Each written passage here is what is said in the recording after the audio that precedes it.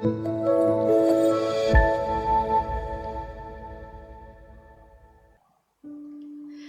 pagi sidang jemaat Galang Ninghyang Abian Base yang dikasihi Tuhan. Pada pagi hari ini kita bersyukur Tuhan sudah menyertai dan melindungi kita sepanjang malam. Sebelum kita melanjutkan segala aktivitas kita, mari sekarang kita menyerahkan hidup kita dalam pimpinan Tuhan. Saya mengajak kita semua satukan hati untuk berdoa, untuk membaca dan merenungkan firman Tuhan. Mari kita berdoa.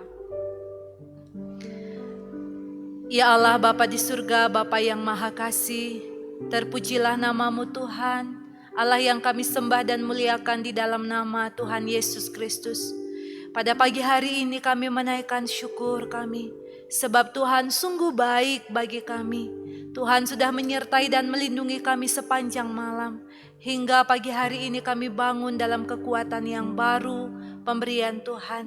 Saat ini Bapa, kami anak-anak-Mu rindu untuk dipenuhi oleh kebenaran firman-Mu.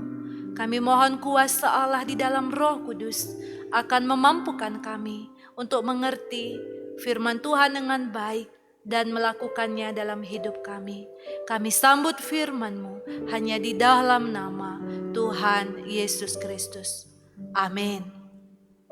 Sidang jemaat yang dikasihi Tuhan, sekarang bersama-sama kita akan membaca firman Tuhan dari kitab Yesaya pasal 64 ayat yang pertama bagian A dan dilanjutkan kitab Injil Matius pasal 6 ayat 13. Saya bacakan bagi kita.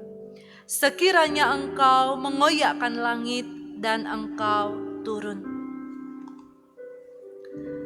Matius pasal 6 ayat 13.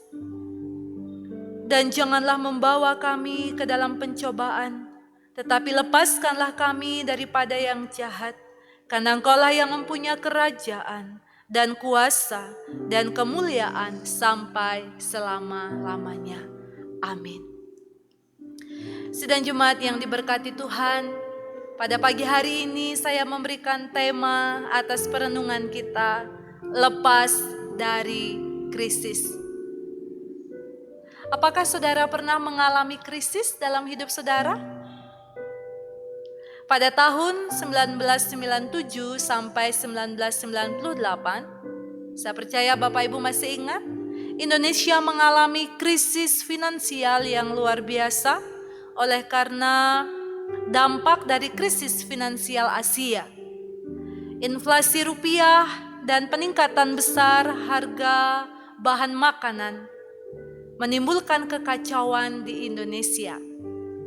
Sampai sekarang, dampak dari krisis moneter ini masih juga terasa dalam kehidupan kita. Pertanyaannya, apa itu krisis? Krisis adalah suatu keadaan yang sangat genting. Krisis berbahaya.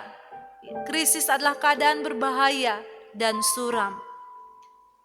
Krisis yang terjadi tidak hanya berhubungan dengan kehidupan ekonomi, melainkan bisa juga menyangkut kehidupan moral manusia dan iman umat kepada Tuhan.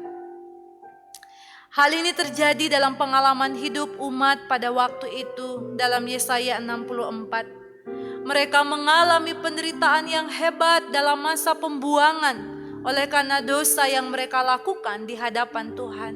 Mereka memberontak terhadap Tuhan sehingga Tuhan mengizinkan mereka tercerai-berai dan mengalami penderitaan hebat di Babel. Penderitaan yang mereka alami menyebabkan mereka mengalami krisis iman dalam hidup mereka mengikut Tuhan. Mereka kehilangan harapan karena seolah-olah Tuhan Allah memalingkan wajahnya dari mereka. Mereka berpikir bahwa Allah tidak mampu menolong mereka dalam kesulitan yang mereka hadapi. Sehingga mereka tidak lagi menyerukan nama Tuhan dalam hidup mereka.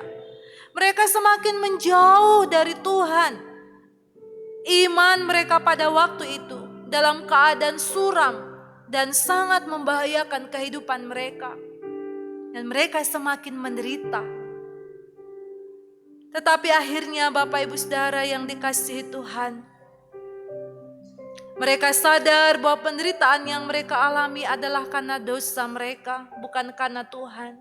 Mereka sadar bahwa mereka mengalami krisis iman bukan karena Tuhan, tetapi karena kesalahan mereka sendiri. Lalu mereka mengakui bahwa Allah adalah Tuhan yang maha kuasa dalam hidup mereka. Allah yang sanggup melepaskan mereka dari segala penderitaan yang mereka alami. Dan mereka sadar bahwa Allah tidak pernah meninggalkan mereka, tidak pernah meninggalkan umatnya dalam mengalami penderitaan yang besar sekalipun. Dan jaminan ini diteguhkan oleh doa yang Tuhan Yesus ajarkan kepada para murid pada waktu itu dalam Injil Matius 6 ayat 13 yang sudah kita baca bersama-sama. Dalam doanya Tuhan Yesus menyatakan kepada kita agar kita menaikkan permohonan kita dan menyerahkan hidup kita kepada Dia. Saudara-saudara yang dikasihi Tuhan, melalui kesaksian iman umat dan doa yang diajarkan oleh Tuhan Yesus pada bagian ini, kita sesungguhnya diajar untuk setiap waktu memohon pertolongan Tuhan agar kita dibebaskan dari pencobaan dan dilepaskan dari iblis, si jahat, serta tipu dayanya. Pencobaan-pencobaan oleh iblis fokus kepada beberapa hal dalam hidup kita. Yang pertama, berbagai kebutuhan dan keinginan fisik kita, berhubungan dengan harta benda dan kekuasaan, serta kesombongan. Untuk dapat mengatasi ketiga pencobaan ini, maka hari ini kita diingatkan, mintalah kepada Tuhan untuk menolong kita mengenali pencobaan si jahat. Mintalah kepada Tuhan kekuatan untuk mengatasi dan mengikuti cara Allah di dalam kita menjalani kehidupan beriman kita. Dengan menyerahkan hidup kita kepada pimpinan dan rencana Allah, maka kita akan lepas dari krisis. Kita tidak akan mengalami krisis iman yang bisa menghancurkan kehidupan kita. Akhirnya Bapak Ibu Saudara yang dikasihi Tuhan, jalanilah hidup ini dengan pengharapan kepada Tuhan yang sungguh. Sebab hanya Tuhanlah sumber pertolongan kita. Datanglah kepadanya di dalam iman setiap waktu, maka kita akan dihindarkan dari mara bahaya. Maka kita akan menerima pertolongannya. Kiranya Tuhan memampukan kita untuk melakukan firman-Nya. Amin. Mari kita berdoa. Ya Tuhan yang Maha Kasih, kami sadar bahwa kerap kali kami bisa mengalami krisis iman dalam kehidupan kami. Oleh karena kekurangan kami dalam membangun kehidupan kami tiap hari bersama dengan Engkau. Oleh karena dosa-dosa yang kami lakukan di hadapan Tuhan. Bapa, kami mohon ampun di hadapan-Mu.